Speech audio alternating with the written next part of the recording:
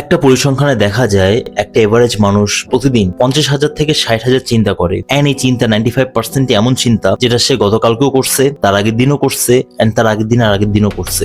So এখানে surprising কোনো বিষয় না যে একটা এভারেজ মানুষ মাসের পর মাস, বছরের পর বছর একই লাইফস্টাইল লিড করে এন্ড তার লাইফস্টাইলে কোনো চেঞ্জও আসে না। অলওয়েজ মনে রাখবা, তুমি এখন যে সিচুয়েশনে আসছো এটার জন্য পুরোপুরি তুমি দায়ী। তুমি পাস্টে এমন এমন ডিসিশন নিছো যার ফলস্বরূপ আজকের এই সমস্যাগুলো, আজকের এই সিচুয়েশনটা। And the best part is তোমার ফিউচার কি হবে এটা পুরোপুরি ডিপেন্ড করে তুমি আজকে কি কি ডিসিশন নিচ্ছ।